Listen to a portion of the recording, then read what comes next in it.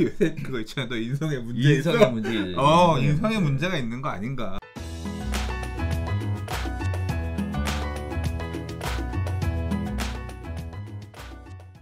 좋아요와 구독하기는 사랑입니다. 네, 안녕하십니까. 2020년 10월 10일 한 발 앞서 소식을 전하는 고품격 부동산 토크쇼 부동산 별별스타에 오신 여러분을 환영합니다. 지난주에 좀 스피디하게 방송을 진행했더니 호응이 좋으시던데. 아 그래요? 지지난주 네. 추석 쉬었잖아. 그렇구나. 네, 오랜만이에요. 방송을 요새 너무 안 찍어가지고 까먹으시겠어. 이제 전체적으로 좀 잊혀진 사람 같아.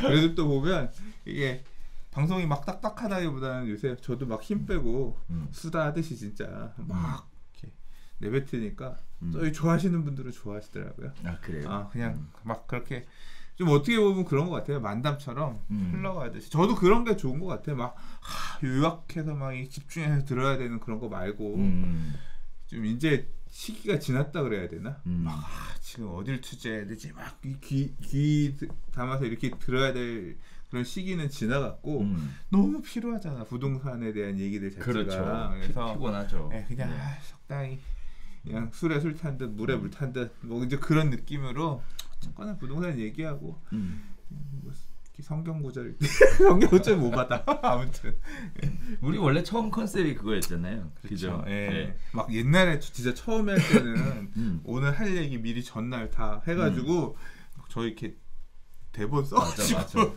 무슨 얘기 해야지 그렇게 엄청 준비해서 왔었는데 지금은 뭐 그냥 보고 물어보면 아니야. 그렇게 하면 큰일 나. 그렇게 하면. 네. 어떤 시청자분들은 그런 얘기 하시더라고요. 그렇게 준비 안 하고 해도 되냐? 이런 얘기 하시던데. 죄송합니다. 그러면 안 되고요. 자, 어쨌든 저희 컨셉 자체는 이렇게 만담처럼 그냥 시장에 있는 이런저런 이야기들을 전해드리려고. 네. 뭐 안 보는 건 아닙니다. 제가 매일 그러니까 그 주에 나온 네이버 부동산 뉴스 섹션의 부동산 내용은 다 봐요. 그렇기 때문에 이제 어떤 내용 할 말이 있냐 없냐 정도를 체크하는 것이. 그렇죠. 사실 지금도 이거 맨날 했던 얘기인데 빼면 안 돼. 사실 이제 그런 조율 정도는 했거든요. 네네네. 자, 그럼 첫 번째 소식부터 진행해 보겠습니다. 아파트 관리 규약에 관리인에게 갑질 금지를 명시하겠다라는 내용인데요. 국토부가 공동주택관리법 시행령 개정안 입법 예고를 했습니다. 규약에 명시 안 하면 과태료 등 시정 명령이 가능하다고 하는데요. 자, 공동주택관리 규약은요, 공동주택의 입주자 등이 정하는 자치 규약을 의미하고요. 시도지사는 그 관리 규약의 근거가 되는 관리규약 준칙을 정하도록 되어 있습니다. 자, 앞으로는요, 이 아파트 관리 규약에 경비원 등 관리인에 대한 폭언과 폭설 등 갑질을 금지하는 내용이 명시된다고 하는데 사회적으로 논란을 빚은 갑질 문제 해결에 도움이 될 것으로 보인다라고 해요. 왜 이런 시행령 개정안이 생기게 되었냐? 일단 안타까운 소식입니다. 경비원 한 분께서 돌아가셨어요. 그래서 폭행과 폭언을 일삼은 혐의를 받은 아파트 입주민 신모 씨가 지난 5월 27일 오전에 서울 강북구 강북경찰서에서 검찰로 송치되고 있는 모습이 있었습니다. 심 씨는 이중 주차 문제로 경비원 최 씨를 여러 차례 폭행하고 사직을 강요한 점 등의 혐의로 입건되었다라고 얘기하는데, 자, 이렇게 심한가요 이게? 저는 이런 것들? 사실 대부분의 경우는 문제가 없다고 생각합니다. 근데 몇몇 분들이 사회 생활을 이렇게 하시는 분들 있잖아요. 이제 그런 분들이 혼동하고 어떻게 보면 평등한 그냥 와서 일을 해주시는 분이지 우리 밑에 있는 분이 절대 아닌데 좀 상황 파악을 잘 못하는. 그러니까 어떻게 보면 요새 그거 있잖아. 너 인성에 문제 있어? 인성에 문제가 있는 거 아닌가. 이거는 좀 교육도 문제가 아니고. 근데 이게 저도 스스로 반성합니다. 왜요?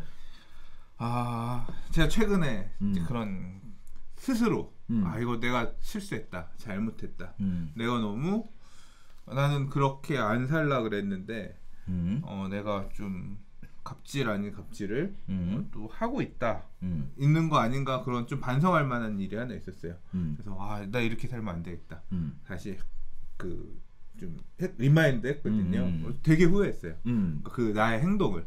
그래서 그 행동을 이제 어떻게 해야 돼? 아무튼 해결하기 위해서 뒷수습을 좀 하고 나서 앞으로는 절대로 진짜 내가 부당하다고 당했다고 생각은 해. 근데 이제 그 당한 거를 해소하는 과정에서 좀 나름대로의 내가 활용할 수 있는 장점을 이용해 보려고 했는데 생각해 보니까 그게 갑질이야. 그래서 이거는 그렇게 앞으로 좀 어떻게 보면 사실 이제 10년 전에 20년의 저에 비해서는 제가 많이 힘이 세졌잖아요. 어떻게 보면 저희 목소리가 커졌잖아요. 그렇죠. 근데 이걸 활용하려고 했던 자체가 갑질이구나. 이제 그런 위치 목소리가 커지면 커질수록 더 조심해서 발언을 해야 된다.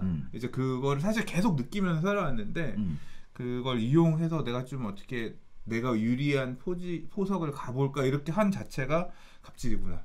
그 사람들 입장에서는 그래서 되게 반성했거든요. 다시는 앞으로 이런 짓 하지 말고 이렇게 살지 말아야겠다. 조금 당하고 살아야겠다. 그게 더 편하다. 이제 그게 마음을 먹었는데 뭐 이런 자체가 그러니까 결국 그런 거 아니겠나. 그러니까 내가 유리한 상황에서 너는 내가 움직이면 직장을 잃을 거고 너는 내 말을 들을 수밖에 없을 거다. 뭐 그런 식으로 판단을 하셨으니까 뭐 이제 이러시지 않았을까 싶은데 절대 인성에 문제 있었다. 부동산. 네, 그러지 말아야겠다. 반성했고 이분도 반성하셨으면 좋겠고 뭐 전체적으로. 근데 뭐 어쨌거나 이 반성한다 이런 건 어떻게 보면 자율의 문제니까 시행령. 그러니까 도덕이 해결하지 못하는 부분을 법에서 강제하겠다는 거잖아요. 뭐 어느 정도는 충분히 필요한 부분이다 생각하고 저는 환영합니다. 뭐 저 개인적으로는 이런 생각이 들더라고요. 인성의 문제를 법으로까지 규정해야 되는 이 시대가 좀 안타깝다. 뭐 이런 생각도 들고 또 한편으로는 사실 공인중개사 시험 보시고 중개업하시려고 하시는 분들이 주택관리사분들이 많이 오세요. 실제 주택관리사를 굉장히 오랫동안 하셨다가 이제 치를 떨면서 나오시는 분들이 있으시거든요. 그치. 이분들이 가장 먼저 얘기하시는 게 그 민원인들의 민원 처리의 고충. 이게 스트레스를 넘어서서 막 원형 탈모에 뭐에 막 장난 아니시더라고요. 근데 중개업도 똑같은데. 그 주택관리사만 그런 거 아니라요. 중개업, CS 업종, 서비스 업종은 다 똑같습니다. 아니 왜 이게 클레임의 대상이지? 이런 거 다 똑같잖아요. 그래도 그러니까, 이제 상대해야 되는 인원의 숫자는 줄잖아. 상대적으로. 자, 그래서 주택관리사분들 하기에는 어떻게 보면 이런 부분들이 좀 더 편안한 직업으로 갈 수 있는 기회가 되지 않았나? 이런 생각도 해보면서 말씀하신 것처럼 시행령 이런 걸로 제재하지 않더라도 스스로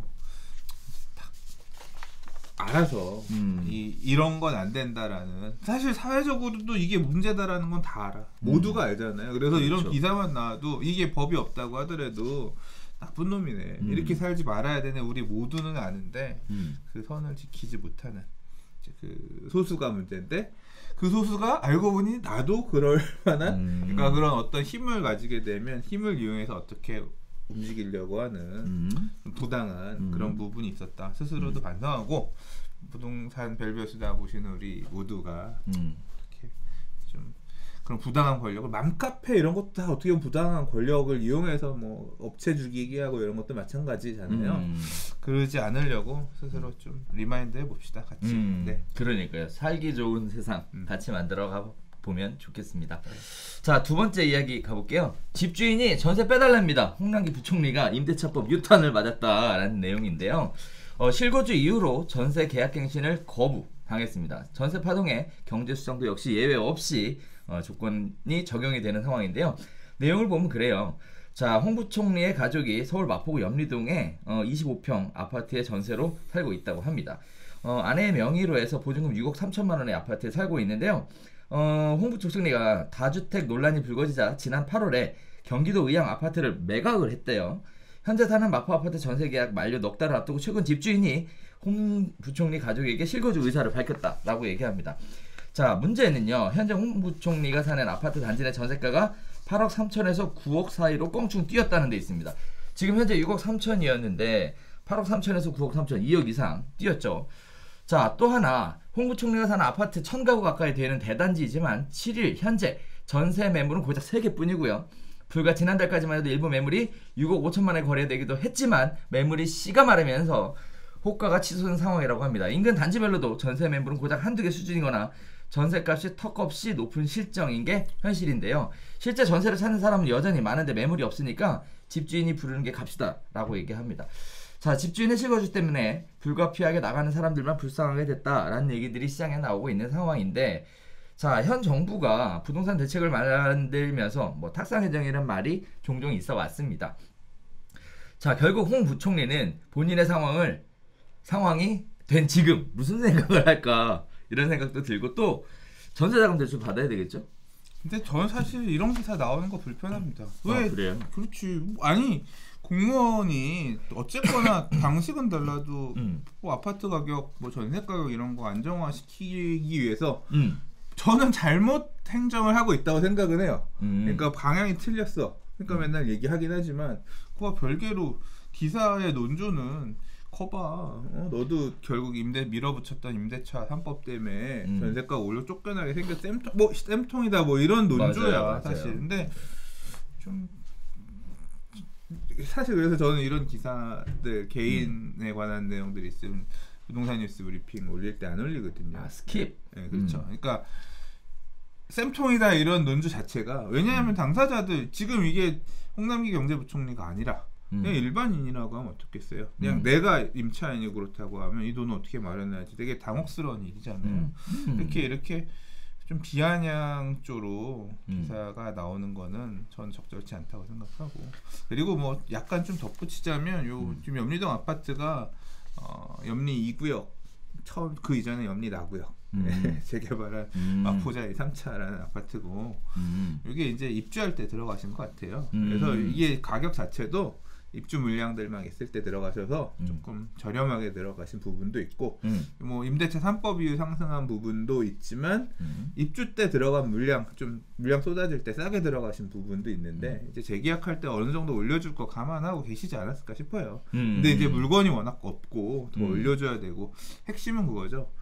계약갱신 청구권, 요구권이 있긴 하지만 주인이 직접 들어온다고 하니 요구권을 쓸 수 없게 됐다. 그래서 뭐 이제 더 많은 돈을 올려주고 살아야 된다라고 하는데, 그러면 뭐 인근에 좀 구축 중에서 가격 맞는 거 가시거나 뭐 반전세로 가시거나 뭐 알아서 하시면 되겠죠. 그렇죠. 예. 네. 뭐 매각 자금이 있으시니까 그거 가지고 보태서 가시는 것도 방법일 것 같은데. 그리고 세종시에 분양권 있으시니까 나중에 그거 아파트 입주하시면 안 되나?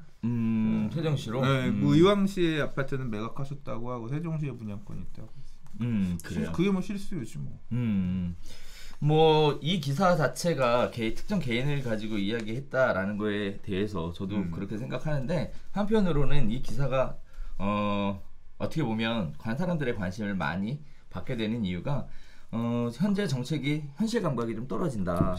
이런 문제들이 나올 거를 뻔히 예상을 했고, 이런 부분들에 사전에 충분히 얘기가 됐음에도 불구하고 밀어붙였다.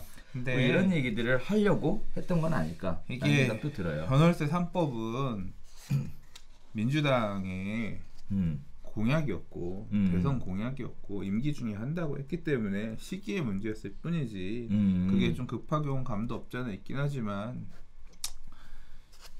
찍은 사람들이 문제지.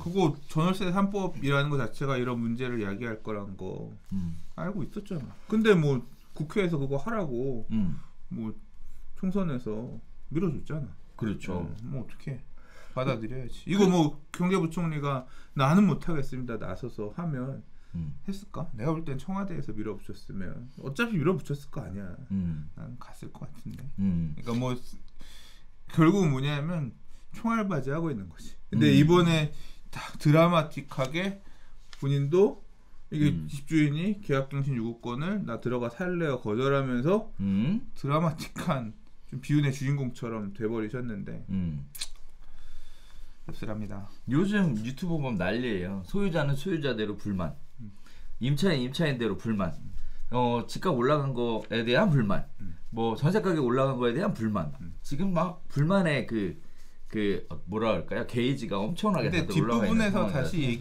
하겠지만 지금이 문제가 아닐 것 같아요. 저는 이제 내년이 더 심각한 상황.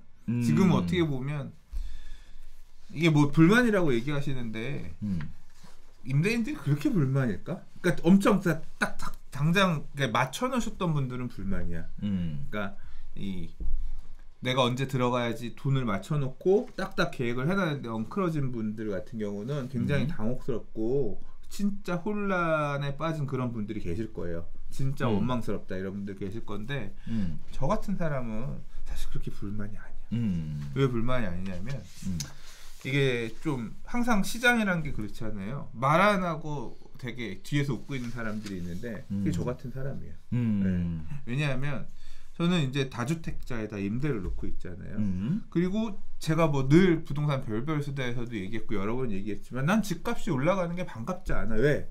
사이버머니 갖고 어차피 팔지도 못하는데 양도세 많아가지고 보유세 늘어나는 거 너무 싫고 그럼 집값 보유세 안 올리면 공시가격 안 올리면 집값이 안 올라야 돼. 그렇죠. 그래서 나는 집값이 올라가는 게 반갑지 않아. 그냥 조정되거나 좀 빠져도 돼.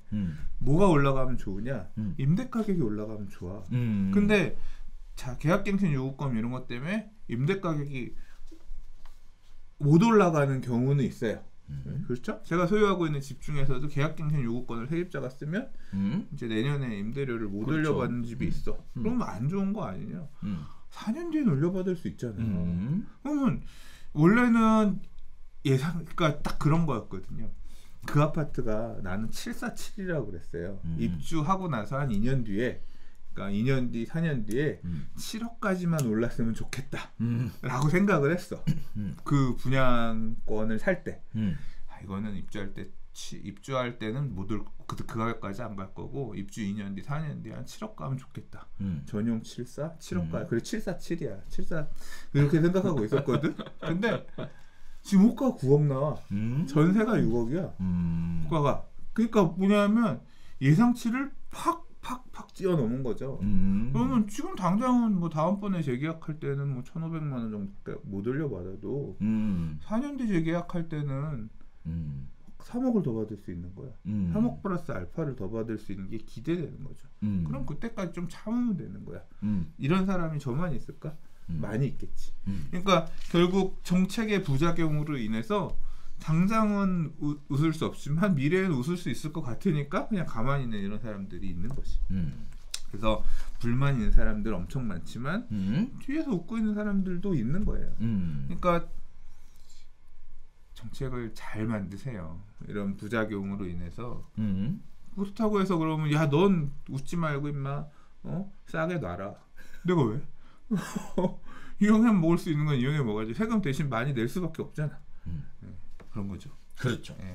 자, 세 번째 이야기 가겠습니다. 자, 갱신 거절한 집주인 실거주 어떻게 확인하는가에 대한 부분이 논점으로 떠올랐는데요. 자, 정부가 지난 7월에 주택임대차보호법을 개정하면서 계약갱신 청구권 도입과 함께 임대인이 직접 거주를 이유로 임차인의 갱신 요구를 거절하고 제3자에게 임대하는 것을 막기 위해 법정 손해배상 책임 제도를 도입했습니다. 근데 이제 진짜 집주인이 입주하는 거 맞아? 라는 것을 확인을 해야 되니까 제도의 실효성 확보를 위해서 퇴거한 임차인의 정보 열람권을 확대하는 것으로 했는데요. 거기에 따라서 지난달 29일 개정된 주의법 시행령이 임대인이 직접 거주한다는 이유로 갱신이 거절된 임차인도 임대인의 실제 거주 여부를 확인할 수 있도록 임차인이 퇴거한 이후에도 해당 주택의 임대차 정보 현황을 열람할 수 있도록 했는데요. 자, 정보 현황은요, 임차인이 계약갱신 거절당하지 않았더라면 갱신되었을 기간 중에 존속하는 임대차 계약 정보의 하나고요. 그동안에는 안 됐었어요. 자, 주임법에 따르면 주택의 임대차가 이해관계가 있는 사람은 확정일자 부여기관에 해당 주택의 확정일자, 부여일, 차임, 보증금 등 정보의 제공을 요청할 수 있고, 이 경우 요청받은 확정일자 부여기관은 정당한 사유 없이 이를 거부할 수 없다라는 건데요. 자, 임차인이 확정일자 부여기관에 갱신 요구가 거절되지 않았더라면 갱신되었을 기간 중에 존속하는 임대차 계약에 관한 사항의 열람 또는 그 내용을 기록한 서면의 교부를 요청할 수 있다라는 건데, 열람 사항에 이런 내용들이 나와요. 임대차 목적물, 임대인 임차인의 인적사항, 확정일자 부여일, 차임 보증금, 임대차 기간 등인데요. 확정일자 부여 기간은요 주민센터 및 법원 등기소에서 열람 신청하실 수 있습니다. 자, 이게 예전에 문제가 됐었던 이유가 개인정보 관련된 문제로 쉽지 않을 것이다 라고 예상을 했는데 결국은 계속 문제가 되니까 이거를 결국은 시행령을 개정을 해서 열람권을 부여한 것 같은데요. 자, 이와 같이 열람권을 부여를 해서 다른 건 다 뭐 이해할 수 있겠는데 인적사항 노출되는 거는 문제가 좀 되지 않을까라는 우려 섞인 얘기들이 나오고 있어요. 어떻게 보십니까? 그냥 저는요. 네. 막 이런 꼼수만 잡고 이거 세입자한테 네. 그러니까 이런 거 있잖아요. 실제로 있었던 일이야. 임대차 할 때 확정일자 이런 거 안 받고 주소 전입 안 하고 근저당으로 보증금 대체해가지고 이렇게 들어가는 사례들도 있거든요. 그런 식으로 이게 지금 열람할 수 있는 게 확정일자잖아요. 그렇죠. 확정일자만 열람하는 거잖아. 그렇죠. 그런 식으로 해서 새 주인이 나버리면 주소 전입은 내가 넣고 내가 주인인데 내가 들어갈 거야 계약갱신 거절해놓고 내 주소 집어넣어. 이렇게 해놓고 또는 이제 직계 주소 집어넣고 그 다음에 세를 놔. 그리고 세입자한테는 보증금만큼에 대해서 근저당을 걸어주고 넌 주소 전입하고 살지 말아라. 이거 오피스텔에서 오피스텔은 맨날 하는 짓이잖아 이게. 그렇죠. 옛날에 네. 그랬죠. 네. 그렇게 많이 하잖아요. 그러니까 지금도 주임사 안 내놓은 집들은 주소 전입 불가, 업무 사무용 목적으로만 쓸 수 있어요. 해놓고 그래서 이제 오피스텔 사는 사람들 주소는 엄마 집에 넣어놓고 그냥 이렇게 하는 경우들 많이 있잖아요. 이런 식으로 우회해 가면 어떻게 잡아낼 거냐? 못 잡아내지 않겠어요? 파서 봤는데 근저당은 잡혔는데 이거 뭐냐? 그러면 네가 내가 돈을 빌려 쓰고 안 쓰고 그 채무 관계를 왜 궁금해하는데 이거는 그렇잖아. 그렇죠. 그거는 사실 볼 수 있는 게 아니라 확정일자만 안 하면 이제 그걸 잡아낼 방법이 현실적으로 좀 없을 것 같긴 하고 말씀하신 것처럼 이게 지금 뭐 변호사님들 의견으로는 이런 식으로 개인 정보를 드러내는 것 자체가 위법 이게 좀 법끼리 상충하는 거죠. 근데 그것도 이게 재산권의 부분, 그러니까 임대차를 보호하는 기존의 세입자를 보호하는 부분이랑 그다음에 이런 개인 정보를 그런 식으로 알려줄 수 있는 부분이랑 상충하는 이것도 있을 수 있는 거고 개인 정보가 사실 좀 되게 그럼 최근에 그거 알아요? 뭐요? 지금 코로나 때문에 저도 이해가 안 가는 게 코로나 때문에 그냥 다 막 개인 정보가 뭐 엄청 떠다니잖아요. 그렇죠. 미친 것 같아. 가면 음식점 가서 이름 적고 전화번호 적고 사인하고 해야 되잖아. 그렇죠. 그거 가지고 지금 문제 많죠. 저거 많이 와요. 그 뭐지? 보이스피싱. 그거 전화번호랑 이름 갖고 누구시죠 해가지고 최근에 그러니까 다이렉트로 해서 그거 사기들 지금 최근에 많이 나오고 있거든요. 뭐 어딥니다 해서 어떻게 알았는지 보니까 그거 보면 다 앞에 있는 사람들 보고 쓸 수 있잖아. 그렇죠. 그래서 지금 개인정보가 이렇게 떠다니게끔 지금 됐거든요. 근데 이 코로나 때문에 그렇게 사람 추적해야 되니까 우리나라 사람들이 착하잖아. 그래서 하라고 또 그거 감염병 위반 뭐 안 하면 안 되니까 막 그렇죠. 다 하잖아. 업체들이 큰일 나죠. 그러니까 막 이 써서 하는 데들은 다 쓰고 있잖아요. 그래서 이제 그거 하는 것처럼 개인정보도 중요한 건데 조금 이렇게 막 소비되고 있는 것 같은데 이것도 이제 그런 식으로 활용될 수 있는 위험에 대해서 지적하는 것도 정당한 것 같아요. 그리고 근데 뭐 아무튼 그러나 이거 실제 얼마나 사람들이 이제 악에 받쳐서 그러니까 대부분의 사람들은 안 해보지 않을까? 귀찮기도 하고 이거 온라인에서 안 된다고 알고 있거든요. 이게 조회가 온라인으로 뭐 서면으로 해보는 게 아니라 실제 가서 그러니까 등기소 어디 있는지 알아요? 법원에 사람도 잘 몰라.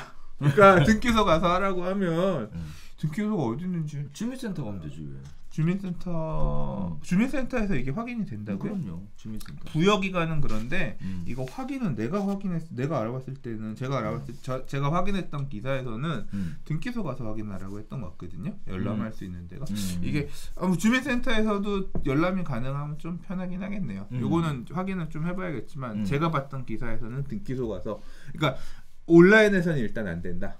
가서 그렇죠. 서면으로 제시를 요청받아서 받아야 된다였거든요. 그렇죠. 네, 뭐 그렇게 맞아요. 되면 이제 조금 번거로우니까 기도하고 좀 전에 말씀드린 것처럼 우회하는 것들을 주인이 하면서 대놓고 대놓고 이걸 다 그렇게 했을까 싶기도 하고 나한테 세를 놨던 임대인이 세를 줬던 임대인은 홍길동이었는데 가서 이걸 열람해서 확인해 보니까 홍길동 말고 홍머시기가 있어. 그러면 이게 이제 임대인이 들어온다 산다 그랬는데 다른 사람의 이름이 있다. 그러면 이거 소송해야지. 이제 소송해야지 싶어가지고 내용 증명 보내고 뭐 어쩌고 저쩌고 했는데 막상 이제 이 소송으로 갈 경우에 이게 돈 들잖아요. 그렇죠. 일단은 소송하려고 하면 내가 가서 소송할 수도 있겠지만 실제로 대부분 익숙하지가 않잖아. 정 안 되면 소장을 못 쓰면 뭐 50만 원, 뭐 100만 원 주고 법무사 사무장한테 써달라고 가서 할 수도 있겠지만 그렇죠. 변호사 수임하면 기본적으로 300. 그렇죠. 네. 일단 기본 수임 단가가 300이잖아. 이기면 이거 300 다 못 받을걸요? 저도 해봤지만 이게 가격에 따라서 받을 수 있는 소송 비용 중은 일부고 이제 보상금 받아서 그 손해배상금 받아가지고 해야 되는데 아마 손해배상금 나오면 변호사 또 성공보수 해가지고 네. 또 떼일 거고 그러니까 이거 다 받는 것도 아니야. 그것도 이제 생각해 볼 거고 되게 열받는 건 지는 거야. 이거 진짜 소송에서 내가 이길 거라고 생각했던 소송에서 지잖아요. 부들부들 떨린다니까요. 그러니까 이거 당연히 임대인이 이걸 나를 기만해서 자기가 들어가 살지 않고 이렇게 했는데 알고 보니까 내가 오판한 거야. 뭐 임대인의 직계 존속 또는 비속이었다든가 뭐 내가 잘못 생각을 해가지고 만약에 예를 들어서 임대인이 들어와서 조금 살다가 내가 열람하는 시점에 다른 매수인한테 판 거야. 그래서 제3의 매수인이 들어와 산 거지. 임대인이 살았던 건 맞고 그러니까 잘못해서 내가 비용은 지불했는데 다른 사람이 들어와서 내가 잘못 판단했다 이거 나오면 이제 비용은 드는데 내가 왜 이 짓을 했나 이제 현타 오고 이제 그런 사례도 생길 수가 있어서 이게 분쟁 사례가 실제 다이렉트로 딱 가서 손해배상을 받고 딱 저격을 잘 해가지고 하는 사례까지는 얼마나 나올까. 그러니까 현실적인 문제들, 그러니까 좀 비용에 대한 문제도 하나의 허들 걸림돌. 이건 300, 이거 받을 돈이 확실하게 있는 것도요. 소송한다는 게 이게 계속 부담이에요. 나도 있어 알잖아. 나도 받을 돈이 몇천 단위의 돈이 있는데 이걸 소송하는 건 또 별개의 문제야. 왜냐하면 다퉈야 되니까. 이게 내 맘처럼 판사가 판결을 해주면 좋은데 이게 판사는 또 이 사실관계를 증명하고 이 변호사가 내 일처럼 해줄 것 같지만 안 해줘. 그렇죠. 이거 내가 하나 다 갖다 떠먹여주고 자료 만들어주고 다 내가 탐정이 돼서 갖다 줘도 그 서면으로 하나 또 제대로 안 써줘 이씨. 그래서 그 서면 쓸 때 전화해서 다시 물어보고 이 소송이라는 게 아무튼 되게 피말리는 일인데 그러니까 그런 허들이 여전히 그러니까 이런 열람권을 주긴 하지만 그러나 이걸 또 가지고 내가 또 이 임대인과 싸우는 거는 전 임대인과 싸우는 거는 별개의 문제다.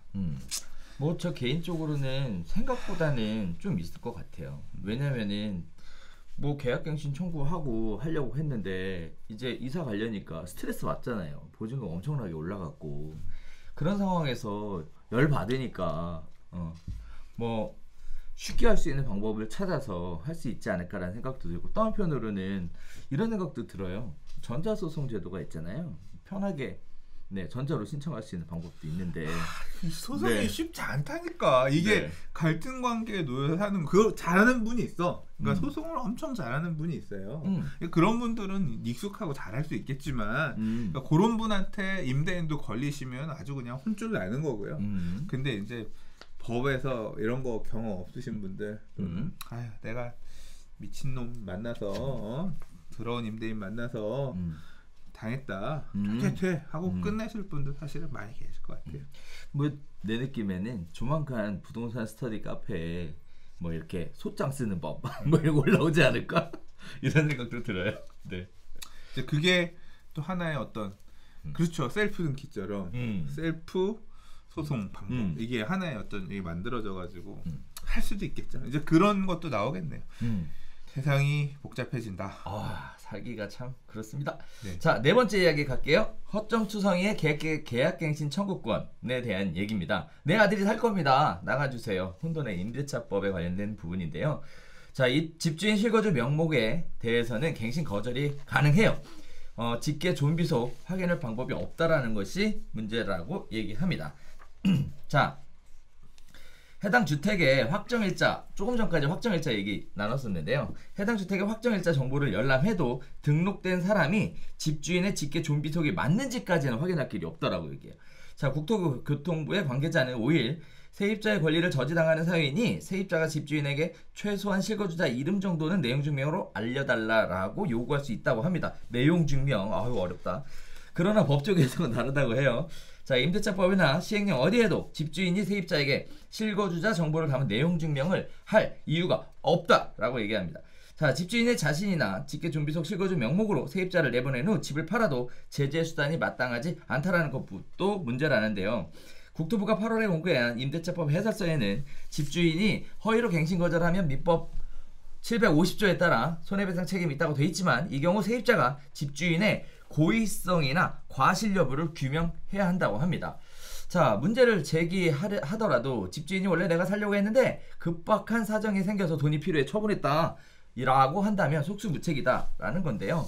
자, 뿐만 아니죠. 전월세 전환율을 2.5%를 낮추면서 구멍이 또 있다고 합니다. 기존 임대차 계약 기간 중이거나 계약갱신을 할 때만 적용이 되고요. 신규 월세 계약에는 적용이 되지 않는다라고 얘기하는데요. 자, 거기에 따라서 최근 신혼부부나 청년 등 신규 임대차 시장 진입자들이 높아진 월세에 눈물을 머금을 수밖에 없는 상황이 연출된다라는 내용의 기사가 있었습니다. 자, 일단 여기 보면 내용 증명 얘기 나오고요. 뭐 의무가 있다 없다 얘기 나오고 거기다 고의 과실 여부 입증 얘기 또 나오고요. 엄청 복잡해지는데 내용이 크게 두 꼭지인데 맞아요, 첫 번째 꼭지는 그거죠. 지금 좀 전에 했던 우리 이전 토픽에서 맞아요. 했던 얘기잖아요.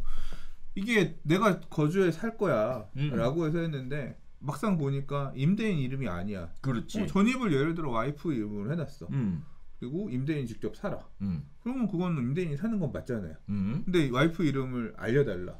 알려줄 의무가 있냐 없냐. 또는 직계 존속 아들 이름으로 전입을 해놨어. 네 아들 이름 뭐야? 알려달라고 요구하는데 알려달라는 그 내 아들 이름을 당신에게 알려주라고 할 의무는 판사의 판결을 받아오세요.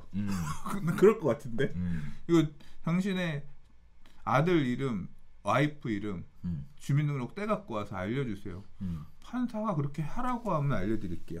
영장 갖고 와서 조사를 해서 가시든가 아니면 판사가 그렇게 알려달라고 하면 알려주라고 하면 알려줄게요. 그렇지 않을까? 그렇죠. 그러니까 뭐냐면 그런 직계 존속이나 비속이나 들어오면 그걸 계약갱신 요구를 거절할 수 있다라고 법은 되어 있지만 임대인의 가족의 이름을 또는 부모님의 이름을 또는 와이프 이름으로 되어 있는 집이면 장인 장모의 이름을 알려줄 의무는 법에서 규정하고 있지 않기 때문에 그렇죠. 알아낼 방법이 현실적으로 없다. 그렇죠. 이게 구멍이다라고 한 내용 하나고요. 맞아요. 그리고 이제 뭐 지금 아까 앞서서 얘기했던 것처럼 주인이 들어와 살다가 뭐 다른 사람한테 팔고 가면 그거는 또 문제가 안 된다. 네, 이제 그렇기 때문에 세입자가 피해를 입는다. 그게 무슨 피해야? 계약갱신 요구권이 그 정도까지는 보호해주지 않으려고. 그 정도까지는 보호해주지 않게끔 디자인이 된 거지. 뭐 아무튼 저는 그렇고요.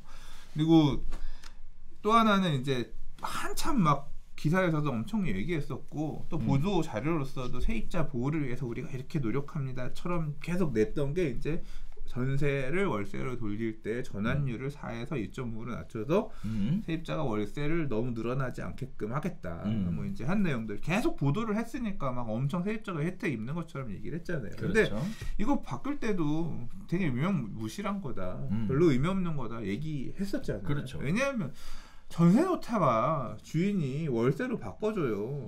할 때 받아들이는 세입자 없어요. 그냥 나 전세 있을래요. 그냥 그 월세로 돌려서 바꿔주세요 하는 경우 별로 없고. 그렇죠. 그래서 계약 갱신할 때 이렇게 하는 경우도 서로 합의가 돼야지 되는 거잖아요. 그렇죠. 그냥 전세를 좀 더 늘릴래요. 월세로 많이 돌려주세요. 이렇게 요구하는 세입자는 망해서 목돈이 필요한 세입자 이런 거 아니고는 거의 경험적으로 본 적이 없어. 내가 한 15년 봤는데 전세를 월세 비중 높여서 바꿔달라는 세입자를 별로 본 적이 없어. 진짜 망해서 목돈 필요한 거 또는 이거 보증금 전세 보증금 빼서 뭔가 투자하려고 돈 빼는 사람 이런 거 빼고는 잘 없단 말이에요. 그러니까 신규 계약할 때는 애초에 적용되는 게 아니기 때문에 이 전월세 전환율이라고 하는 게 애초에 제한적으로만 작동되게끔 되어 있는 거를 뻥치기 해서 혜택이 되게 많은 것처럼 과대 포장해서 홍보하려고 했던 국토부나 또는 그걸 받아서 열심히 갖다가 기사 쓰던 뭔가 기사거리 될 만한 거 없나 그런 기자분들의 의견이지 별로 실제는 크게 영향이 없었던 건데 또 그게 이제 문제가 있다, 구멍이 있다 얘기하면 이 세상이 그렇게 구멍이 있는 상태로 임대차 보호법이 만들어진 저희 언제야 1989년 그때부터 그랬어요. 계속 그랬던 거예요. 괜히 막 갑자기 바뀐 것처럼 그렇게 호도하지 마세요. 자, 5번째 이야기 바로 갈게요. 자, 청약하러 가자. 하남, 과천 인구 증가세가 파죽지세라고 얘기합니다. 자, 여기선 크게 두 꼭지 이야기를 한번 해보도록 할 텐데요. 자, 내년에 사전 청약하는 하남, 과천, 남양주는 인구가 증가세라고 하고요. 전셋값도 한 달에 1% 이상 올라가고요. 반면에 인천, 부천, 안양 등은 인구가 오히려 감소하고 있다고 합니다. 자, 왜 이런 일이 생기는 걸까요? 자, 세 개 도시의 공통점은 3기 신도시 사전 청약 문제인데요. 사전 청약은 본 청약 1, 2년 전에 아파트를 조기 공급하는 제도고요. 당첨되고 나서 본 청약 때까지 무주택자 요건을 유지하면 100% 입주를 보장받습니다. 자, 지금 해당 지역으로 이사를 해도 사전 청약을 신청할 수 있는 자격이 주어지는데요. 단 본 청약까지 의무 거주 기간을 채워야 우선 공급 대상이 된다고 해요. 투기 과열 지구는 2년 이상이에요. 자, 내년 7월부터 시작되는 사전 청약이 거주 기간은 본 청약 시점까지 충족하면 되기 때문에 일단 이삿짐을 싸서 미리 이사 가자라는 수요가 늘어나서 오히려 하남시 인구가요. 지난해 9월과 비교하면 6.6% 늘어 역대 최고 인구를 기록했고요. 과천도 인구 증가세가 굉장히 빠르다라고 얘기합니다. 자, 9월 들어서 71만 명을 넘어서서 최다 기록을 갈아채우는 중이고요. 반면에 감소하는 지역들도 있어요. 인천 계양, 부천 역곡, 고양 창릉, 안양 인덕원 같은 지역들은 마찬가지로 사전 청약을 받는 지역임에도 불구하고 인구가 오히려 감소하는 이런 부분들을 보여주고 있는데요. 사전 청약이랑 똑같은 호재를 두고 나서도 특정 지역들은 계속 인구가 유입돼서 전세 가격이 올라가고 그리고 또 인구수가 굉장히 늘어나는 이런 모습을 보이는 반면 지역적으로 특정 지역들은 오히려 인구가 사전 청약을 받고 3기 신도시가 공급됨에도 불구하고 빠져나가는 이런 모습들을 보여주고 있는데 지역적에 따른 호불호가 굉장히 갈리는 상황입니다. 저는 이 기사는 조금 글쎄요. 기사에서 말하는 논조는 3기 신도시 청약이 아주 유명한 데는 막 인구가 주소 전입해서 당첨 확률을 높이려고 막 들어오고 있고 상대적으로 좀 인기가 떨어지는 데는 오히려 빠지고 있다. 이런 식으로 해석하고 있는데 나는 좀 오바인 것 같아. 아닌 것 같아요. 5바, 6바, 7바, 8바 5바를 넘어서. 왜 그렇죠? 네? 네, 왜 그래요? 아유, 이게 입주 물량이 많은 데는 인구가 늘어나고 멸실 물량이 많은 데는 좀 빠지고 이제 그런 영향이 있지. 뭐 그렇게 따지면 뭐 인구 빠지는 데는 집이 계속 공실로 막 늘어나고 있다는 얘기야. 좀 저는 약간 오히려 그러니까 지금 늘어났던 지역들 같은 경우는 집도 짓고 그래서 입주 물량도 늘고 그러면 하남 같은 경우는 뭐 계속 공급 물량이 있었으니까 늘어난 부분이 많았고 그런 거로 봐야지 인구가 늘고 줄고 가지고 이렇게 판단하는 거는 조금 약간 과대 해석이 아닌가. 주관적인 저의 생각은 제 판단은 그렇습니다. 이게 뭐 그럼 역곡이나 창릉이나 인덕원이 있는데 여기에 지금 아파트 분양하면 인기 없을까? 왜 인기가 없어? 인기 많지. 그럼요. 네, 그래서 조금 뭐 이제 역곡 이런 데는 조금 다를 수 있겠지만 인덕원 이런 지역들 같은 경우는 뭐 엄청 핫한 지역이죠. 창릉도 마찬가지고. 그래서 조금 약간 요 해석은 오바다. 근데 이 얘기를 저는 포인트로 사실 두고 싶었던 건 아니고 이 기사 꼭지가 있었을 때 최근에 이제 하남이 되게 핫해요. 계속 모 언론사에서 자꾸 뭐 르포를 써가지고 하남 난리다 이걸 써서 계속 보다 보니까 계속 눈에 들어와. 그래서 보게 돼서 봤어? 봤는데 예.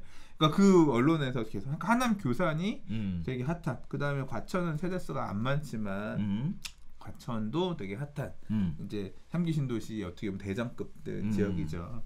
근데 이제 뭐 남양주 같은 경우도 전세 가격들 오르고 있고 이제 그러니까 전세 가격 오르는 게 어떻게 보면 사실은 포인트입니다.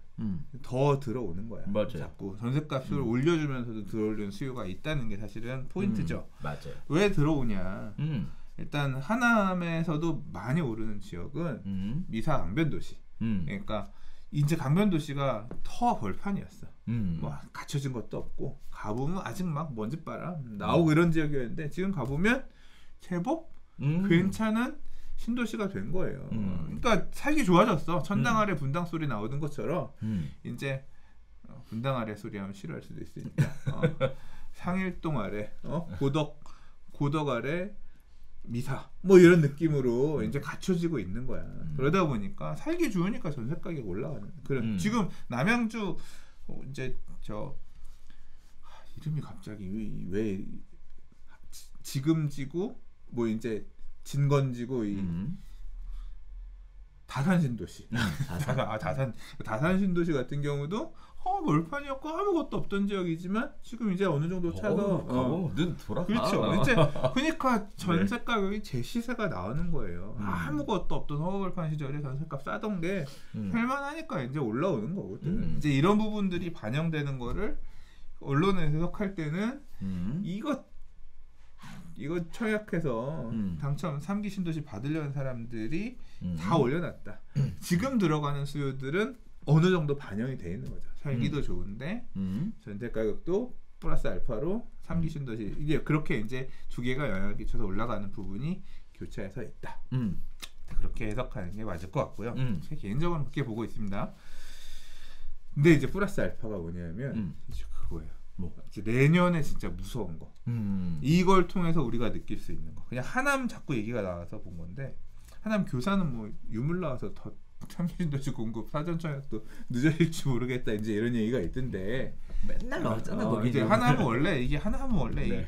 이 송파 여기 이쪽은 백제 뭐 이 문화유적 이게 거기는 아무튼 문제야. 그것 때문에 하남 저기 어디야 저기도 늦어졌고. 그럼요. 네 공룡도 나와요. 네 거기. 이게 왜 이 지구 이름이 생각이 안 나냐? 위례 옆에 있는 하남 몰라. 네, 지금 지금 이제 입주하고 있고 내년에도 본격적으로 입주하는 거기도 그렇고 아무튼 이 문화재들이 문제인데 얘기하고 했던 그게 아니라 그 로보 기사에서 설명하는 게 제가 대충 찾아봐도 맞더라고요. 전세가 올해 이 고덕동 강동구 고덕동 여기 입주 물량 쏟아지면 제일 충격을 받을 지역이 이 하남 미사 아니겠느냐 생각했는데 고덕도 이제 끝났고 입주 물량 어느 정도 끝나서 전세 가격을 다시 이제 올라갔고 매매가도 이제 다시 다 튀어 올라갔고 미사가 전세가가 30평대가 이제 A급지 같은 경우는 7억 5천이 나와요. 네. 7억 5천이 나와요. 모르는 거지 많이. 매매가가 10억 5천 나와요. 갭이 3억으로 줄었어.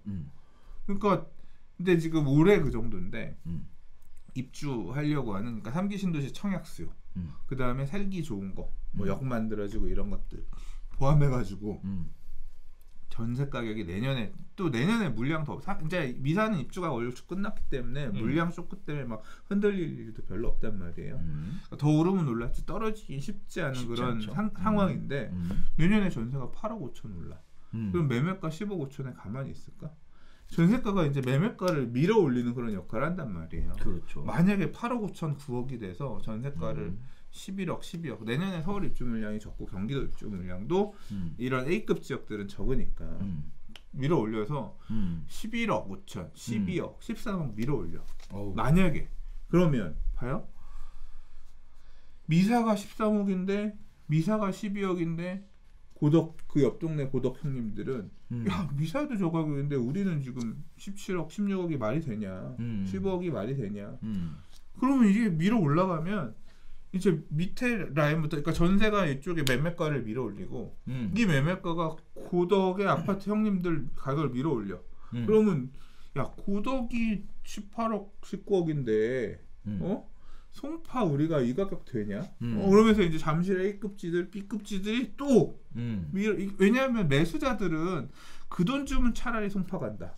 이걸로 야 미사를 13억 주고 가느니 그냥 그럼 인석을 하자. 그래서 옆으로 가서 더 주고 이게 점프하면서 계속 밀어 올리기 시작한단 말이에요. 그러니까 전세 가격 밀어 올리기가 강남에서만 일어나는 게 아니라 이렇게 밑단에서부터 조금씩 위로 올리면서 수요가 그 돈 좀 차라리 여기 간다 여기 간다 여기 간다 이렇게 하면서 점점 움직이면서 서울 핵심 지역까지도 건드리게 되는 이 상황이 내년에 진짜 제일 생각하기 싫은 안 좋은 레파토리인 거예요. 근데 결국 뭐냐면 전세 가격이 매매가를 건드리는 이 시나리오가 되게 안 좋은 시나리오인데 임대차 3법이 아이러니하게도 전세 가격을 더 그러니까 이게 전세가 기존 전세 가격 말고 뭐 통계로는 뭐 평균 전세가 얼마 안 올랐다 그거는 그냥 위안을 삼는 말인 거고 신규 전세가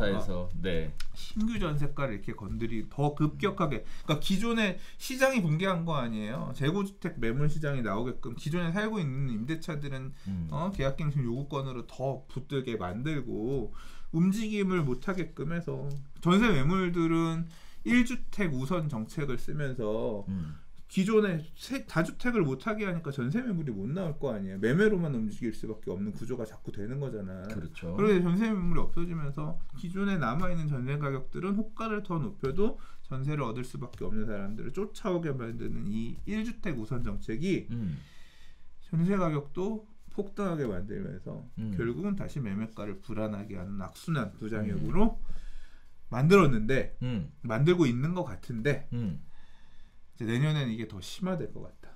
이게 그러면 짝소리 나는 이런 분들의 고통이 이제 언론이나 아니면 커뮤니티나 여러 곳들을 통해서 이제 나오기 시작할 텐데 그 갈등을 보는 게 좀 고통스러울 것 같다. 사실 이제 저는 올해까지 이렇게 방송도 하고 하는데 이게 남들 막 울고 있는 데 가서 그러길래 참 이거 그러네 이거 되게 이걸 왜 집을 안 사고 있었어요 또는 부동산 얘기를 계속 하잖아. 부동산 정책은 이래야 됩니다 또는 막 이거 얘기를 하면 미울 수밖에 없어. 그렇지. 이게 그 듣는 입장에서는 고통스러운 분들 입장에서는 되게 미울 수밖에 없거든. 그래서 내년에는 진짜 그냥 숨죽이고 별별 수다도 하지 말고 그러니까 이게 되게 정말로 극단적으로 그러니까 시장이 안정화되는 모습이 보이고 조금 숨통이 트이고 이런 모습이 보이면 부동산 얘기 막 이렇게 되는데 이제 막 진짜 극단적으로 치닫는 이런 상황에서 부동산 시장 안 좋습니다 하면 알아 이 개새끼야 이러면서 이제 이 말하는 사람들도 이 부동산을 주제로 꺼내서 얘기하는 사람들도 이 두들겨 맞을 수 있는 그런 심각한 상황이 될 수 있을 것 같아요. 그래서 내년에는 조금 방송 횟수도 줄이고 이런 이슈도 좀 다루지 말고 차라리 다른 식으로 부동산 별별 하거나 나도 부동산 컨텐츠를 다른 식으로 소비를 해야 되지 않을까에 대해서 심각하게 고민하고 있습니다. 진짜로 그래요. 네. 내년에는 부동산 얘기를 이게 빤히 좋은 어떤 이게 안 보이는 상황이잖아요. 뭐 제가 지금 말씀드린 이게 기우고 이런 최악의 시나리오로 안 갔으면 정말 좋겠습니다만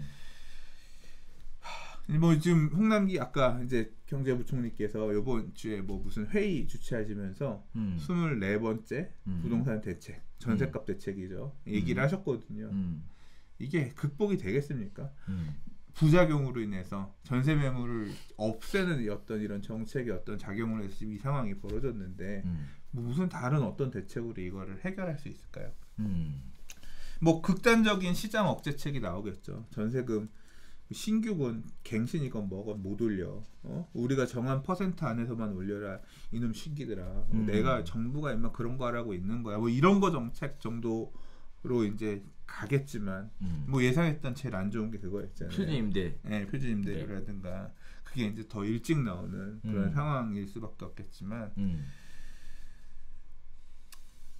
내가 신봉해왔던 가치관이 너무 많이 무너져서 저는 자유민주주의 뭐 시장경제 다 박살나고 있는 것 같아서 아무튼 뭐 그게 아니라고 생각하시는 분도 있겠지만 저는 많이 무너졌다고 생각하고 제가 살고 싶었던 어떤 대한민국의 모습이 너무 아니야 최근에. 아무튼 그렇기 때문에 말을 아끼면서 앞으로는 입을 닫고 유튜브를 조금 자제해야 되지 않을까. 그래서 이제 이번에 그 주택 공급 관련된 부서를 따로 신설한다라는 얘기가 그래서 그거는 이제 그것도 별도로 지난주에 이제 홍남기 경제부총리께서 또 하셨어요. 처음에 그러니까 부동산 무슨 원이었지? 아무튼 이름. 그래서 그거를 어떤 조직으로 갈 거냐에 대해서 고민들을 했는데 두 가지 안이 있었대요. 첫 번째는 금융감독원처럼 아예 그냥 틀고 엄청 세잖아요, 금감원이. 그러니까 엄청 세게 관리하는 그런 조직을 만들 거냐, 아니면 그 FIU라고 큰 돈 오가고 뭐 하면 이거 뭐지 하고 해서 이제 뒤에서 계속 추적 조사하고 하는 그런 조직이 있대요. 그런 형태로 갈 거냐, 두 가지를 고민했대요. 근데 그런 금감원 같은 수준으로 두둔 건 안 하고 이렇게 자금 오가고 돈 오가고 이런 거에 따라서 문제가 있는 것들, 편법 증여라든가 아니면 뭐 부정한 어떤 불법 부동산 투기 뭐 이런 것들 오가는 그런 것들만 전문적으로 캐내는 이제 그런 조직으로 가는 방향으로 정했다고 해요. 그래서 아무튼 뭐 그런 얘기입니다. 어느 정도 필요하다고 생각은 하고. 아무 그런 것 같아요. 그러니까 지금 왜 그러면 자꾸 이 돈 자금의 흐름에 대해서 정부는 집중하고 있느냐. 지금 사실 이제 30대가 부동산 매수의 어떤 주체잖아요. 근데 30대가 돈을 그렇게 많이 벌 수 있는 방법은 없거든요. 없죠. 엄청나게 그렇죠. 뭐 돈 대박난 사업으로 대박나고 이런 거 아니고서는 돈 모아서 집 사는 한계가 있는데 그래도 이놈들이 이렇게 산다. 그거는 이제 정부가 생각할 때는 흔히 그 베이비 부머 시절에, 그러니까 지금 50대, 60대 분들이 분들 성공했던 분들의 자산이 그 밑에 세대 30대에게로 넘어가고 있는 과정으로 보거든요. 그러니까 부모님한테 돈 받아서 집 사고 있는데 이놈의 새끼들이 편법 증여해서 사고 있다. 이게 시장의 수요를 작동하면서 시장을 불안하게 하고 있는데 그걸 적절하게 끊겠다. 그러니까 편법 증여 이런 것들의 돈 흐름을 좀 잘 봐서 시장의 수요로 들어오는 것들을 막겠다. 이런 의지가 좀 반영되어 있다고 생각해요.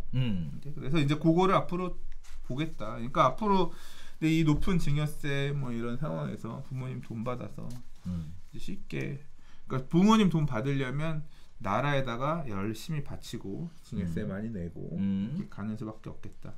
그러면 우리는 뭘 생각해야 되느냐?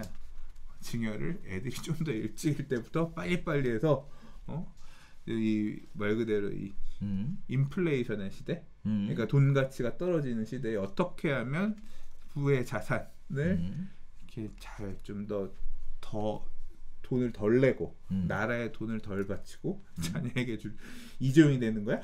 아무튼 그러니까 이 최근에 그 이슈 됐잖아요. 신세계가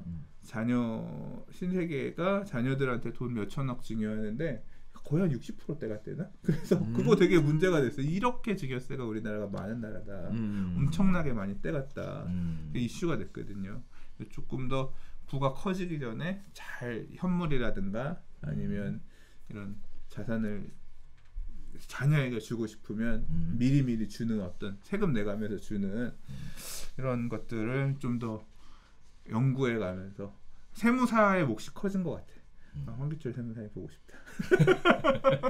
왜 또 갑자기? 그러니까 부동산으로 주는 거는 좋지 않잖아. 그러니까 이게 엄청 차이가 큰 거예요. 주택으로 주게 되면 12% 뭐 지금 취득세도 12% 증여세 세율 높고 그래서 이거 좋지 않고 어떻게 자녀에게 자산을 증여하면 좀 더 적은 세금을 내면서 이런 것도 이제 이 성공하신 투자자분들께서는 그런 것들을 연구해야 되는. 그러니까 세금을 덜 내기 위해서 제가 안 그래도 얼마 전에 고등학교 친구 하나가 좀 금수저 친구가 있는데 이놈이 부모님이 빌딩을 파셔가지고 있는데 이걸 어떻게 하면 자기가 저렴하게 받을 집을 알아보길래 야 미친놈아 지금 그거는 아니야. 집으로 그렇게 해서 받는 건 아니고 똑같은 자산을 받는다고 하더라도 다른 형태로 이건 세무사의 영역이니까 너는 어쨌거나 그거를 가서 올라갈 걸 생각하는 것보다 세금을 덜 내고 그 과정에서 절세에서 받는 게 더 포인트니까 건물을 사서 증여를 받을 거냐 현금을 받을 거냐 비교를 해가지고 네 이름으로 빨리 어떤 자산을 갖고 올 거냐 비교해서 가는 거 그거 연구를 하는 게 더 먼저다. 집으로 내 집 마련 이거는 너 많잖아 받을 거 그랬거든요. 물론 이제 저는 그런 수준이 아니라 애들한테 줄 게 좀 있었으면 좋겠습니다만 이제 그런 부분들이 필요한 시대가 왔다. 막 수다가 아주 그냥 3기 신도시 사전 청약하려고 산 넘어갔어요 지금. 국경도 넘겼어요 이러다가. 자, 두 번째 이야기 바로 갈게요. 자, 청약에 관련된 관심들이 높아지면서 집은 못 주지만 청약 점수는 주겠다라는 얘기, 청약 총장 증여를 알아보는 사람들이 늘어나고 있다는 얘기입니다. 정부에서 서울과 과천 등 수도권 입지 좋은 곳에 신규 공급을 하겠다고 밝히자 당첨 가능성을 높이기 위해서 청약 통장을 물려받는 이가 늘고 있다고 하는데요. 어휴, 이렇게 청약 통장을 늘리면요, 무주택자가 직계가족으로부터 청약 통장을 받으면 통장 가입 기간이 늘어나서 청약 가점이 높아지는 효과를 볼 수 있기 때문이라고 합니다. 그래서 시중은행에 관련된 부서가 만들어진대요, 창구가. 그래서 요즘 각 지점에서 이와 관련된 문의가 많아서 창구에서 설명할 수 있도록 도울 가이드라인을 만들어 공유했다라는 소식입니다. 자, 그동안에는 부양가족 수를 늘리려는 사람들이 많았어요. 그래서 신혼부부라면 자녀를 임신하고 병원에서 임신 확인서를 발급받아 가점을 올리거나, 처음 알았어요, 부모 합가를 통해 부양가족 수를 늘리는 식. 근데 뱃속의 아이도 부양가족에 포함되는 거죠. 그러니까. 낳을 거니까. 그러니까. 그리고 부모님 모시면서 그렇지. 부양가족으로 끌어오고. 그렇죠. 그래서 자식 있는 사람들이 재혼을 하면 또 그거 많이 잡았잖아요. 그러니까 그래서 이것도 난리가 났었죠. 짜집기 옛날에 많이 했죠. 입양, 파양. 그러니까 많이 한 게 아니라 이제 그것들을 그렇죠. 이제 조사해가지고 불법 가점 조작했다고. 입양, 파양 서류상으로 그냥 자식이 막 늘어나가지고 다자녀 만들고 듣고 뭐 그런 거 있었죠. 그래서 부양가족 수를 늘리려고 하는 분들이 많았는데, 이제는 청약통장 가입 연수를 늘려서 가점을 올리려는 사람들도 생겨났다고 합니다. 청약통장의 명의를 이전하면 청약통장에 있는 예치금은 증여로 분류가 되고요.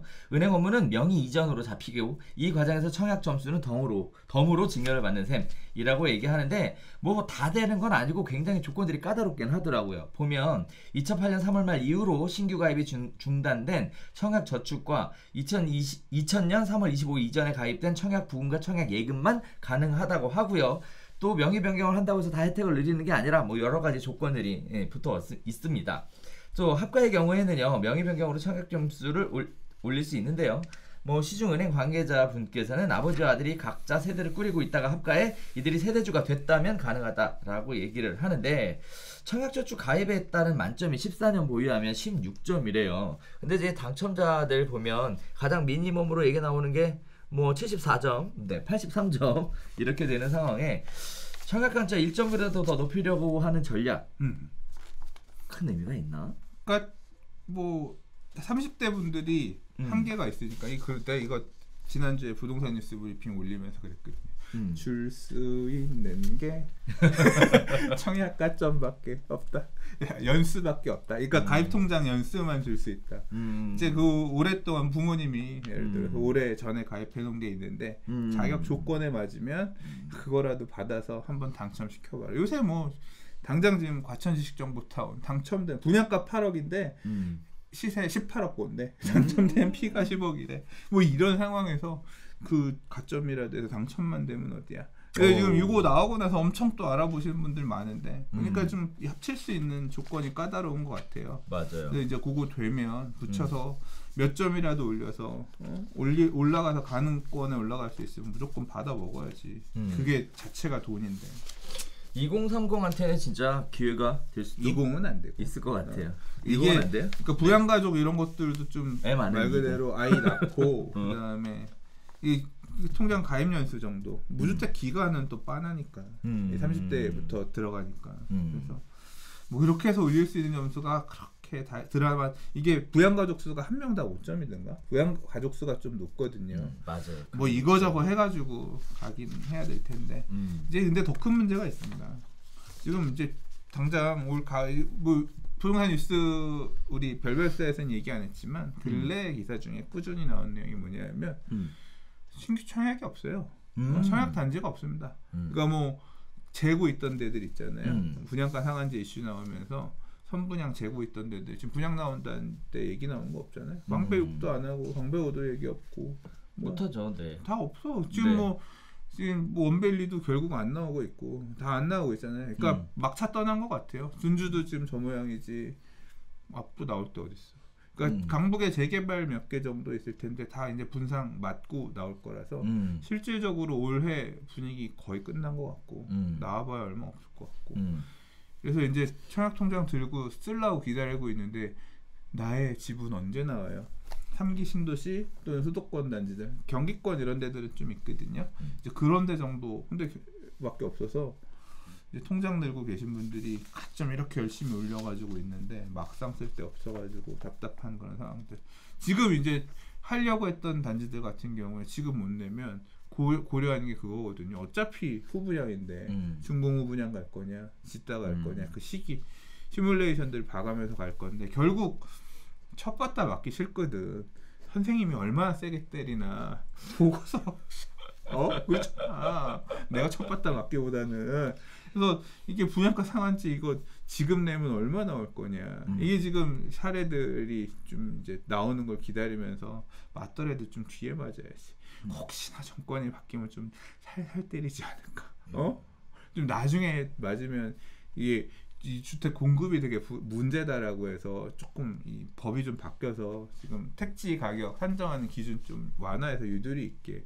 왜냐면 지금 이렇게 로또 당첨 나오는 것도 문제가 많다는 지적도 많잖아. 그렇게 해서 우리 좀 더 비싸게 분양하게끔 법이 좀 바뀌지 않을까. 그러면서 이제 좀 뒤늦게 맞으려고 하면서 이 서울 안에서 조합들이 분양 시기를 늦추면 청약통장 들고 계신 분들은 열심히 청약통장 합쳐가지고 내가 당첨권 가점으로 만들었다 했는데 내 거는 언제 그냥 분양을 안 하면서 곤란한 상황으로 지금 가고 있는 것 같아요.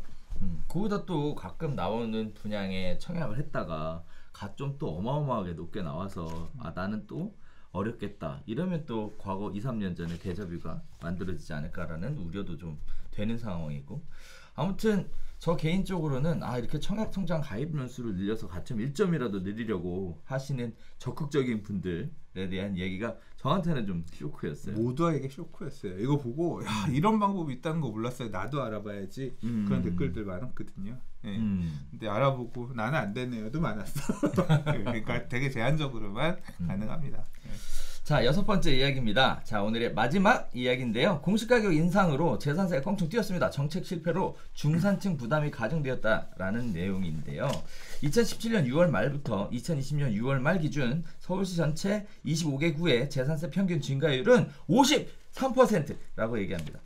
자, 강동구에 2017년에 준공받은 84제곱미터 아파트를 소유한 공무원 A씨가 올해 재산세 고지서를 받고 깜짝 놀랐다는데요. 여기서 말하는 공무원 A씨. 자, 2018년 144만 원이었던 재산세가 2년 만에 210만 원으로 45% 이상 올랐기 때문이라고 합니다. 뭐 A씨는 이렇게 얘기했대요. 강남 3구에 사는 것도 아닌데 세금이 올라도 너무 올랐다. 아파트 값이 올라도 소득이 늘어나는 것도 아닌데 집 벽돌이라도 떼다 팔아서 세금 내라는 것도 아니고 도저히 이해할 수 없다. 이런 얘기들 하고 있습니다.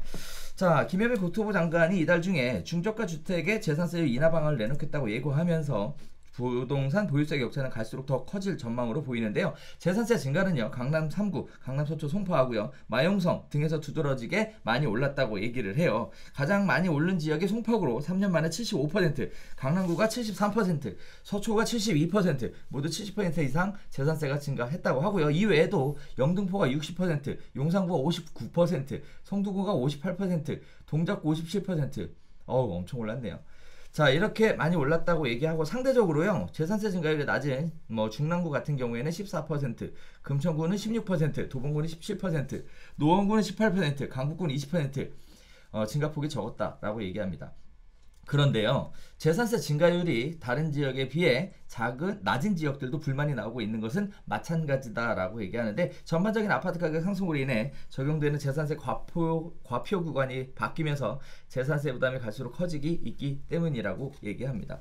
집값이 오른 건 정부의 정책 실패 때문인데 집값이 올랐다며 현실화되지 않은 이익을 재산세로 마구 걷어들이면 중산층의 부담이 크게 늘 것이다 라는 이의 제기도 많이 나오고 있는 상황입니다. 남 얘기 같지 않습니다. 네. 아파트값 올랐다고 소득이 올라가는 거 아닌데 라는 얘기를 할 만할 것 같아요. 네. 근데 이거는 받아들이는 분들마다 또 세금 많이 내고 싶은 사람이 어디 있어요? 더 내기 싫어하지. 그래서 뭐 이런 불만도 있을 수 있다고 생각하는데 뭐 저 개인적으로는 더 내야 된다고 생각합니다. 아 그래요? 네. 네. 우리나라가 다른 나라에 비해서 재산세 자체가 좀 낮고 종부세 이런 건 엄청 심하지만 네. 그러니까 징벌적 과세 이런 성격으로 해서 다주택자에 대한 종부세 이런 거는 무섭게 많이 내지만 그냥 재산세는 종부세랑 다르잖아요. 그거는 상대적으로 조금 낮다. 그리고 집값이 많이 올라서 그거에 따라 공시가격도 많이 올랐고 그거에 준해서 세금이 더 나오는 거니까 받아들일 수준에 대해서는 내야 되는 거 아닌가. 개인적으로는 그렇게 생각하고요. 한번 그 보유세를 내시고 계신 분들께서는 지난 10년간 내 집의 공시가격이 어떻게 변화해 왔는가를 한번 보세요. 안 올랐어. 그러니까 공시가격이 오히려 떨어졌어요.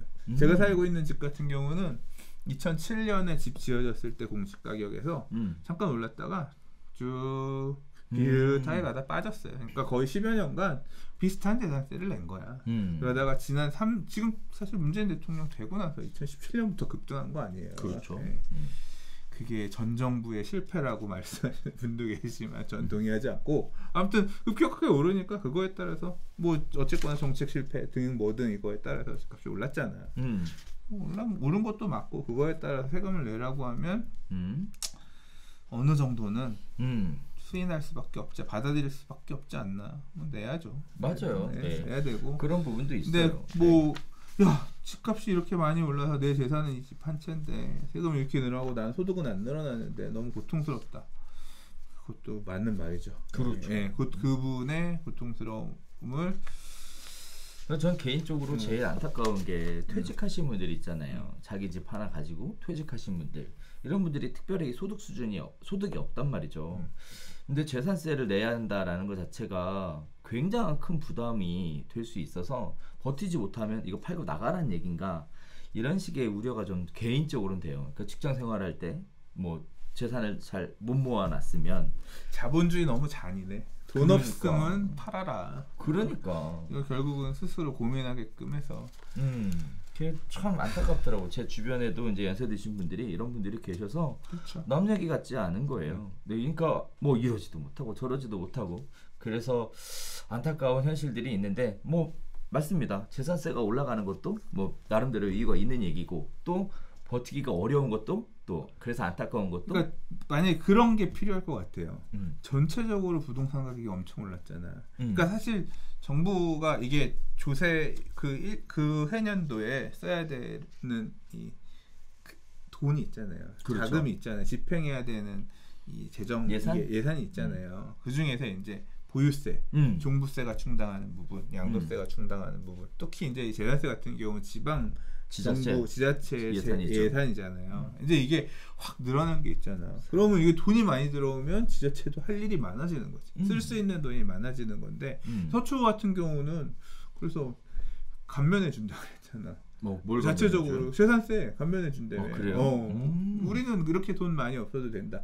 그런 좀 융통성도 필요할 것 같고 이게 집값이 너무 이렇게 올라와서 우리가 이 재산세, 보유세로 늘어난 돈 많이 그러니까 나도 월급 또는 그러니까 직장인 월급 늘어나면 싫어할 직장인이 어디 있어. 자영업자 매출 늘어나고 돈 많이 벌면 싫어할 자영업자 어딨어. 세금 막 갑자기 많이 거치면 싫어할 정부가 어딨어. 지방정부가 어딨어. 다 좋겠지. 그러나 돈 쓸 게 많으니까 집행할 수 있는 게 많겠지만 결국 이렇게 늘어나는 보유세는 좀 전에 얘기했던 것처럼 이게 소득이 늘어나지 않은 상황에서는 그런 분들한테는 고통이 될 수 있으니까 세율을 좀 조정해 주거나 공시가격이 올라갔다. 그럼 세율을 조금 낮춰줘서 집행해야 되는 그러니까 이 재산세 금액을 낮춰주거나 뭐 일부 구청의 사례에서처럼 이렇게 좀 감면해주는 혜택을 주거나 해서 민생의 어려움을 살피는 그런 정책이 이게 바닥이 같이 보완이 되면 좋겠으나 이거는 뭐 사실 제가 전문가도 아니고 뭐 이거 조언할 입장도 아니고 예.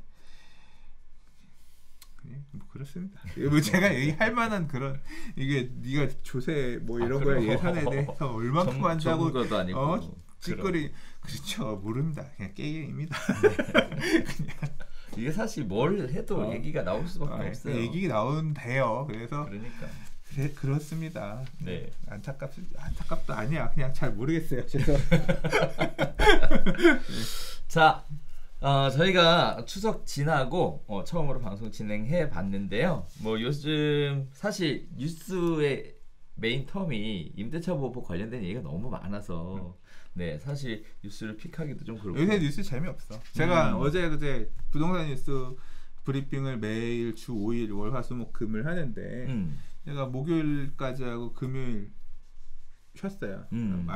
목요일도 쉬었나? 아무튼 목요일 쉬었어요. 할 게 없어. 그러니까 할 게 없는 게 아니라 자꾸 반복이고 자극적인 저런 것들. 그래서 야 이거는 좀 풀어서 같이 얘기해보고 싶다는 없었고 어제 금요일도 없더라고요. 뉴스가 별로 없는, 그러니까 좀 부동산 뉴스 브리핑을 쉬엄쉬엄 해도 되어가는 그런 텀으로 가고 있는 거 아닌가. 지난 주말에 제가 이제 이 부동산 스터디 카페 트래픽 되게 중요하게 보는데 추석이 꼈음에도 불구하고 트래픽이 떨어지지 않았어요. 그리고 특히 추석의 연휴 끝자락, 그러니까 지난주 토요일 일요일 날은 갑자기 트래픽이 치솟는 형태를 보였습니다. 그래서 저희 되게 기대를 했어요. 가을에 다시 불장이 오나. 왜냐하면 트래픽은 매수의 어떤 에너지와 흡사하게 닮아 있거든요. 그래서 야 추석 연휴 끝났으니까 이제 다시 매수가 움직이려고 주말에 이렇게 왔나 보다 생각하고 봤습니다. 근데 월요일 트래픽, 화요일 트래픽이 중요합니다. 그러니까 추석 전주에 트래픽이 흘렀거든요. 빠졌어요. 시장 에너지가 이제 좀 꺾여가는 모습을 보이고 있었어. 추석에는 더 빠졌어야 되는데 안 빠지고 그 전주와 비슷하게 유지를 했거든요. 그러다 막판에 딱 치고 올라왔기 때문에 불장인가 싶어서 봤는데 월요일 날 일요일보다 한 30만 트래픽 꺾였고 화요일 트래픽도 중요한데 월요일보다 8만 정도 꺾였고 수요일 날 갔더니 월화보다 한 30만 정도 또 꺾였고 그래서 이렇게 지금 그래서 이번 주는 트래픽이 좀 흐르는 모양이에요. 신문에 볼 게 없구나. 그래서 그래서 전체적으로 시장이 다시 조금 소강 상태로 가는 거 아닌가 이게 좀 느껴졌습니다. 그러니까 뭐 지금 한편으로는 보면 거래되고 거래량은 급감했고 그러나 그 급감한 거래량 중에 뭐 한 60% 정도 굉장히 많은 거래량이 신고가다 이런 얘기도 있지만 한편으로는 매수에 거래량이 급감했다는 건 사는 사람이 적다는 얘기고 요즘 전체적으로 에너지는 살짝 좀 빠지는 그런 느낌이 트래픽상에서 나타나고 있는데 그래서 뭐 이번 주는 그랬는데 다음 주는 또 어떨지 모르죠. 그래서 항상 매일매일 트래픽을 요새는 유심하게 보고 있습니다. 그렇군요. 추석 이후의 시장을 예감해 볼 수 있는 부동산 스터디 카페 트래픽 양이었습니다. 네. 자, 지금 추석 지나고 진행해봤는데 어떠셨는지 모르겠어요. 기자 자체는 대부분 이렇고요. 시장 자체 추석 이후에 어떻게 될까 관심 갖고 계시는 분들에게는 소장님 얘기해 주셨던 얘기가 굉장히 도움이 되실 것 같은데요. 자, 저희가 준비한 소식은 여기서 인사드려도 될 것 같습니다. 짧게 끝내자고 했는데 오늘도 말 더럽게 많이 했네요. 죄송합니다. 자, 저희는 다음 주에 새로운 소식 가지고 다시 찾아뵙도록 하겠습니다. 감사합니다.